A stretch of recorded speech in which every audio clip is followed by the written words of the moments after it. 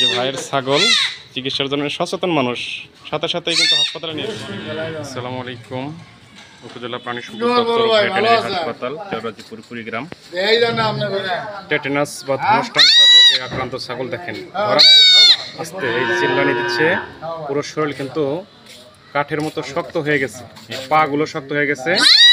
এই যে একাই পড়ে যাবে, পড়ে গেলে আপনি উঠতে পারবেন না, কাঠের মতো শক্ত হয়ে গেছে শরীর, পুরো পিঠটা। শুধু ডেক্সামেথাসোন একটু ইনজেকশন করায় দেওয়া হলো। এটা ভালো হওয়ার সম্ভাবনা খুবই কম, এই রোগ মূলত ভালো হয় না। কয়টা বাচ্চা ছিল আপনার? এটা বাচ্চা 4টা। কয়টা আছে এখন? আর এখন 4টা আছে, কিন্তু এইটাই আক্রান্ত হয়েছে, এরকমই হয়। এগুলা দেখে আমার তোলেন উঠছে, এই যে পেটও ফুলছে, এটা আক্রান্ত হয়ে গেছে।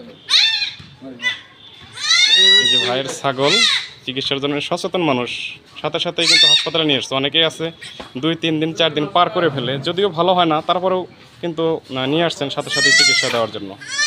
তো খামারি ভাইয়েরা আপনারা সাথে সাথে হাসপাতালে নিয়ে আসবেন। অনেকেই আছেন 2-3 দিন পার করেন, এতে ছাগল যখন মরে মরে অবস্থা তখন আপনারা নিয়ে আসেন। তারপরও চেষ্টা করতে, আল্লাহ ভরসা, চেষ্টা করতে দোষ কি? হ্যাঁ, চেষ্টা করতে দোষ নাই। বয়স কয়দিন ভাই? এটা 22 দিন। 22 দিনের বয়স। হ্যাঁ, আমি এই যে শিবাডাঙ্গিতে আমার রোগী ছিল, 3টা বাচ্চা, একটা বাইসে আছে, 2টার মধ্যে একটা মারা গেছে। এই রোগে আক্রান্ত হয়ে আর একটা আক্রান্ত হয়েছে, ওটাও যায় অবস্থা, একই অবস্থা। আবার অনেক সময় দেখবেন হাঁটু ফুলে যায়, গিট ফুলে যায়। হ্যাঁ, এই গিট ফোলা রোগও হয় অনেক বাচ্চার, এগুলো হয় এভাবে মারা যায়।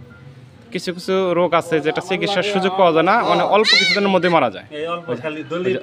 দলে কান্না করে না, ওটা দেখবেন যে মুখ কপাটে লেগে গেছে অনেক সময়, আপনার এটা আস্তে আস্তে এরকম হয়ে যাবে।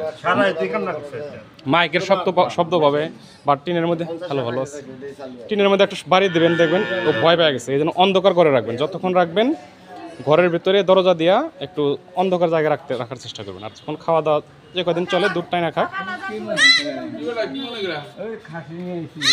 ঠিক আছে, ভালো থাকেন। যদি কম মনে হয় তাহলে আগামীকাল আবার নিয়ে আসেন। হ্যাঁ, ঠিক আছে।